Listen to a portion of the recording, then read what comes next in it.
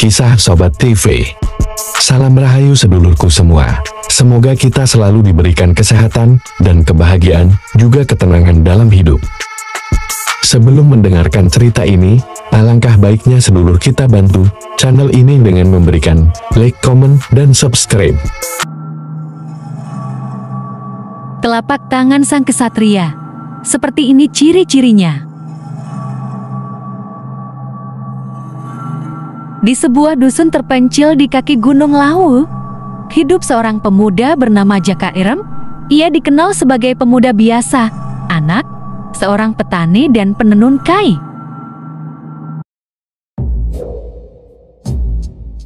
Namun, sejak kecil, Jaka memiliki keunikan. Di telapak tangannya terdapat guratan, menyerupai pusaran yang bercahaya samar.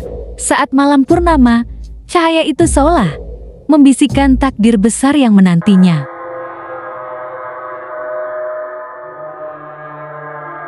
Malam-malam Jaka dipenuhi mimpi-mimpi ganjil.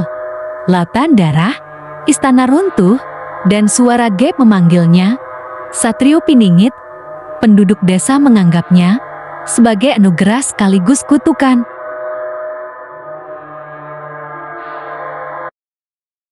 Pada malam gerhana bulan, seorang pertapa tua, Empu Jaganata, datang ke desa dengan tatapan yang seolah mampu menembus jiwa.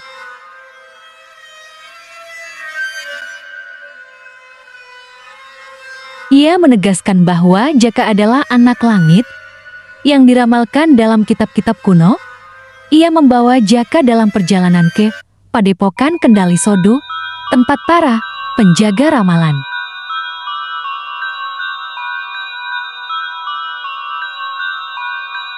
Meninggalkan desa bukan perkara mudah. Jaka harus melewati hutan Watu Lumpang, tempat roh-roh tersesat berkeliaran.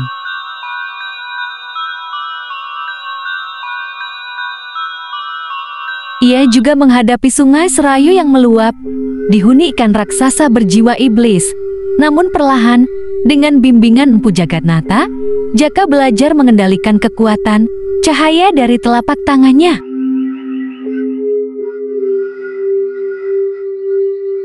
Di Padepokan Kendali Sodo, ia bertemu banyak calon satria lain. Ia bersahabat dengan Bramantara, seorang ahli strategi keturunan bangsawan, dan Darawula.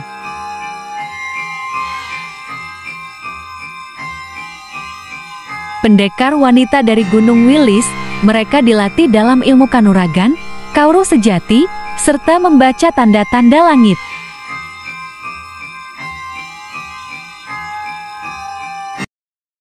Setelah 100 hari tapa brata, cahaya di telapak Jaka membentuk peta bintang.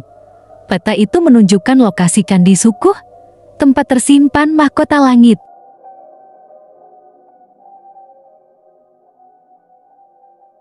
Perjalanan ke Candi Sukuh penuh bahaya.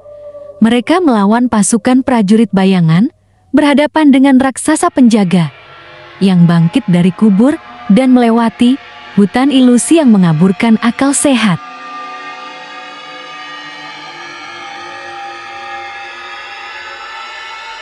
Di sepanjang perjalanan, Jaka juga harus bergulat dengan keraguan dirinya.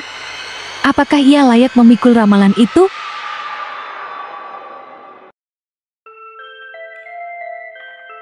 Di Candi Sukuh, mereka menemukan lorong rahasia ke ruang pusaka. Di sanalah Jaka melihat penglihatan masa lalu. Ia adalah keturunan Prabu Brawijaya V yang dikutuk karena pengkhianatan leluhur. Untuk menebusnya, ia harus mengorbankan sesuatu yang paling berharga.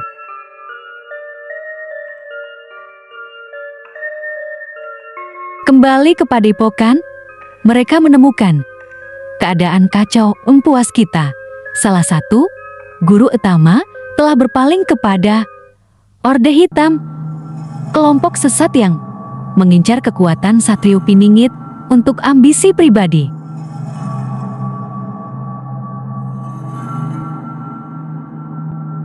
Jaka, Bramantara, dan Dara membentuk 3 penjaga cahaya. Mereka melakukan pertempuran gerilya melawan para pengkhianat.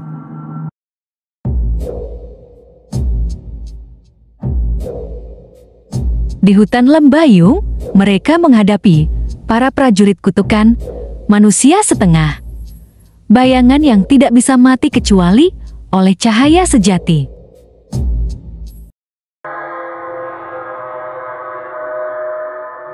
Pertempuran batin juga terjadi.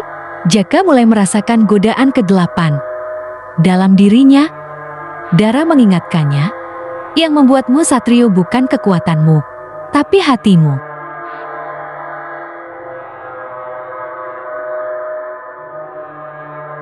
Tanda-tanda kehancuran dunia lama muncul. Hujan darah, gempa tanpa henti, dan gerhana bulan berhari-hari.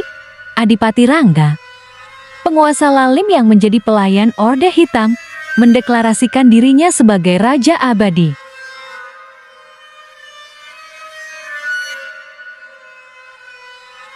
Pasukan rakyat dipimpin oleh 3 penjaga cahaya menyerbu ibu kota dalam pertempuran yang menggetarkan tanah dan langit. Gamelan suci dipukul bertalu-talu dan bendera cahaya berkibar melawan panji hitam.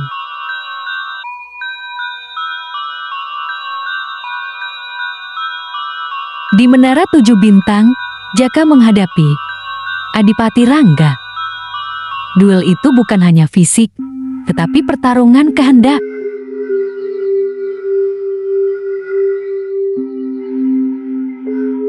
Dengan energi seluruh leluhur mengalir, dalam dirinya Jaka membebaskan.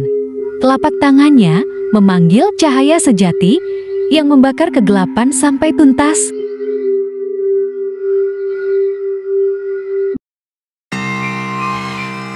Setelah kemenangan, rakyat mengangkat Jaka sebagai raja. Namun ia menolak, "Aku bukan pemilik tanah ini. Aku hanya penjaganya," katanya.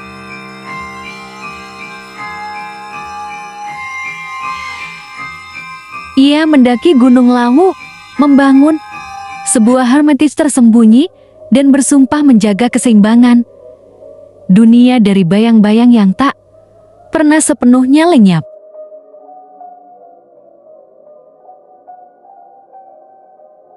Dara memimpin Dewan Rakyat menciptakan sistem musyawarah desa yang adil. Bramantara mendirikan Akademi Cahaya, tempat generasi muda belajar ilmu lahir dan batin.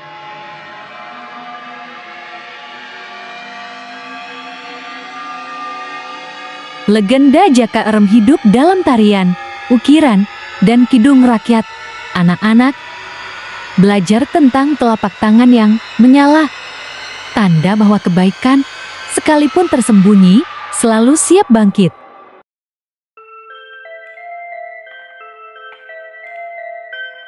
Pada malam-malam sunyi di puncak Gunung Lawu, kadang-kadang terlihat sinar keemasan menari di antara kabut, sebuah tanda bahwa Satrio Piningit tetap berjaga.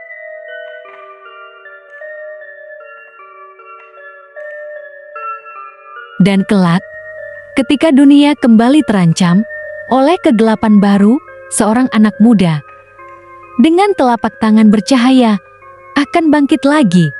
Karena Satrio Piningit sejati tak pernah mati, ia hanya menunggu saatnya.